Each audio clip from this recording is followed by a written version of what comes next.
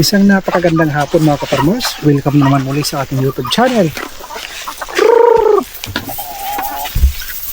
Tapos na kayong kumain eh. Wala naman kayong kabusugan. Kami naman ang mag-harvest ng itlog.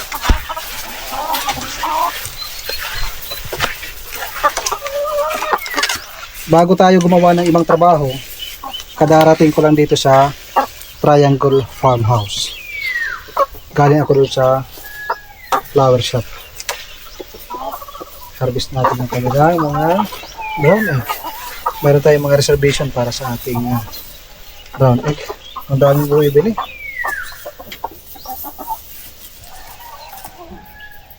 Bininta ni Mrs.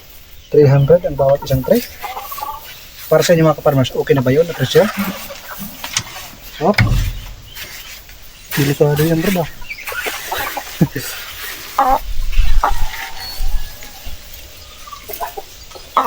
Masarap palang mag-harvest. Ito yung sinasabing bunga. Bunga ng pinaghirapan.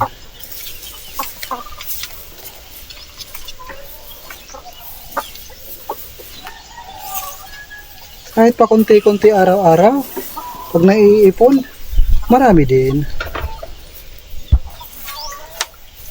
Wala sa ilalim. Wala siguro. Dito muna pa. Silutin natin. Minsan kasi inuukay.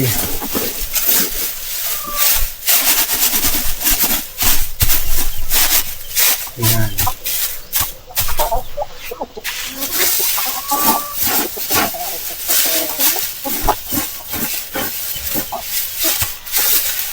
Dito.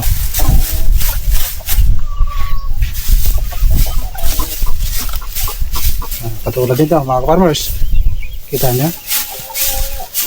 Ayan.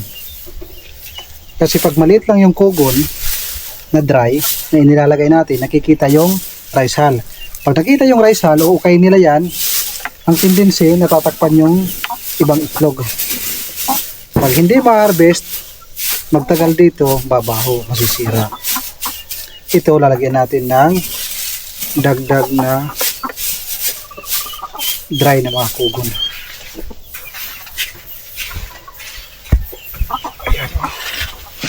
Wow. Fresh. Bago ko ilabas ang mga itlog nyo, kailangan silipin nyo muna. Kung gaano karami ngayon, kailangan bukas, mas marami. Okay? Mayroon na kayong 3 tandang. Subigla sila na nagkaroon ng lalaki dito sa loob. Ganun talaga ang buhay, no? Parang tao din sila. Ang technique namin, pag nagbibigay kami ng pampaitlog, yung mga tandang tinatalian, binibigyan sila ng semi-organic na pagkain. Yung mga pampaitlog na commercial feeds na ibinibigay natin sa ating mga hens, hindi sila nakakain. Doon lang sila, meron silang tali. Ganon yung idea na aming pinag-aralan. Kasi kung hahayaan namin silang kumain sa pampaitlog na commercial feeds, naku po, napakalakas silang kumain. Halos times 3 ang kanilang kain kaysa sa mga hens dahil ang lalaki ng kanilang katawan. Dito kayo. Busog na nga kayo. Busog na nga. Tuloy ang paghuhukay ng black sand. Biro lang mga kaparmers. Tuloy ang paghuhukay ng septic tank. Para bukas, CR na yung aming sisimulang gawin. Malalim na to, oh.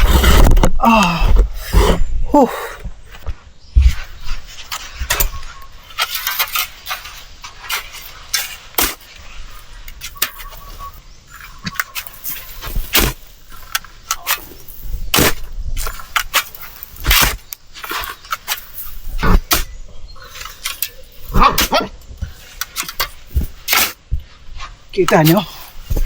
Parang yung kulay niya parang itim na buhangin. Puro buhangin na nandito. Jigger! Yes, sir! Come here, come here. Come. Come here. Ayaw ah. Come here. Lalagay ko sana dito sa loob. Ano yung kanilang experience.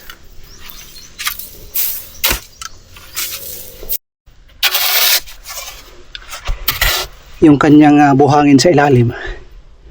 Layer na oh. Ito yung sinasabi kong black sand. Ayan oh, meron siyang mga layer. Ayan, iba na yung kulay ng buhangin. Itim siya. Ayan oh, kita niya. Ito yung normal na buhangin. Ito yung sinasabi kong black sand. Bawat gilid niyan oh. Ayan. Meron mga ganyan, layer.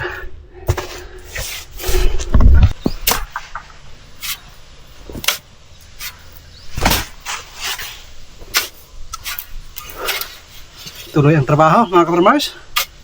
Siguro sakto na ito yung lalim. Malaki naman oh.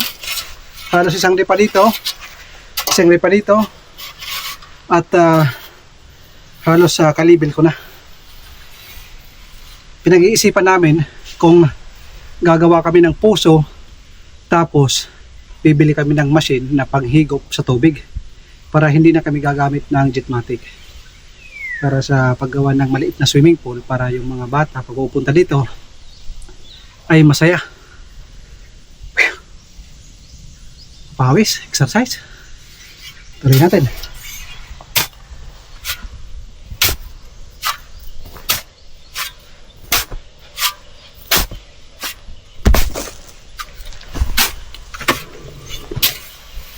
Kunti na lang, tubig na. Kasi malalaman naman natin dahil yung kanyang buhangin ay basa na. Yan oh. Dumidikit yung kanyang buhangin. Ibig sabihin, yung buhangin pag binato yan sa bakal or pader, simbolo yan na mayroong halo na black sand. Oh, dumidikit.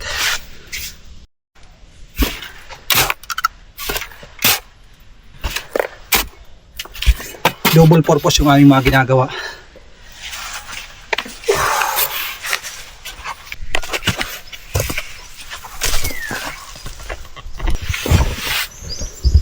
Ayan, yung mga buhangin na nakukuha namin, ginagawa namin pang peeling dito kasi medyo malalim ito ng konti. Pag umuulan, nalalagyan ng tubig. Ito yung part lang na ito para makapaglagay tayo dito ng lamisa at dalawang payong magkaharap. At ang sarap niyan habang nakikita natin yung ating mga alaga at yung ating mga tanim at nandito tayo sa harap ng ating triangle house, ay napakasarap. Para ba tayong nasa isang lugar kung saan tayo nararapat, di ba? Parang matalinghaga yung ating mga salita, parang hindi pagod.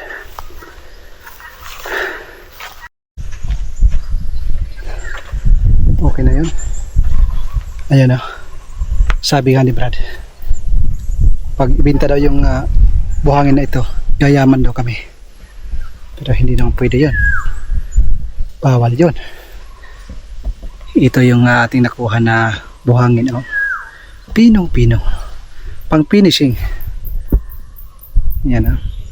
Kung ipagpapatuloy natin yung pagkuhukay, ang kasunod niyan, buhangin na may halo na maliliit na bato. Ganda.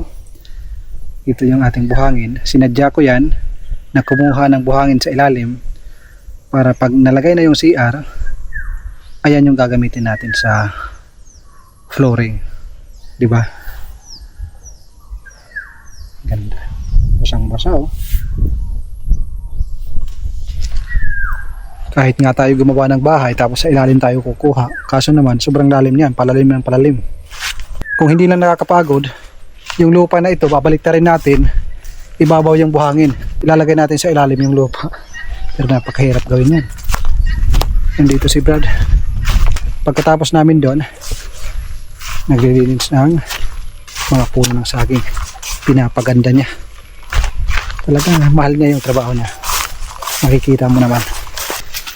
Ayan yung ginagawa niya sa mga puno ng saging. Diba? Napakaganda. Ayan o. Napakalinis. Ayan yung kanyang ginagawa. Tapos yung mga kinuha, kung tawagin ay upak, hinihiwa, nilalagay sa puno para maging fertilizer ng mga saging.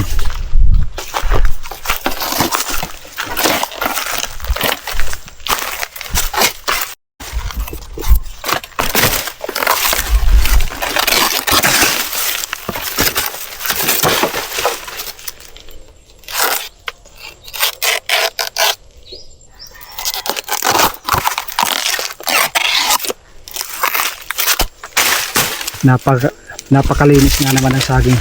Ang gandang tingnan.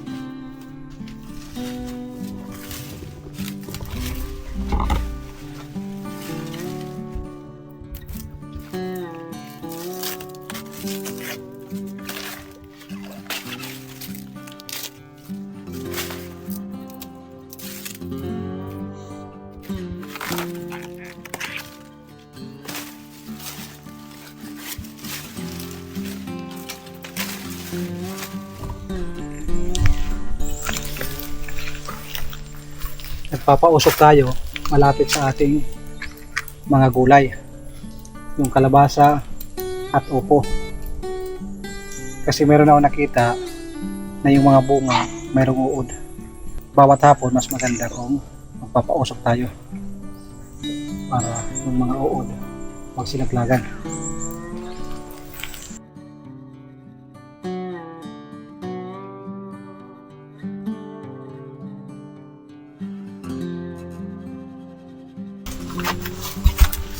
Sayang kasi oh, daming bunga niyan.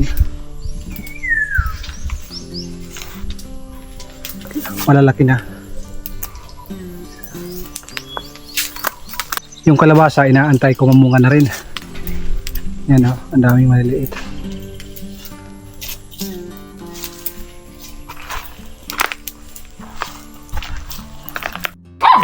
Ito yung ating mga biik, mga pasaway. Ito matawag mga kaparons. Baka may customer.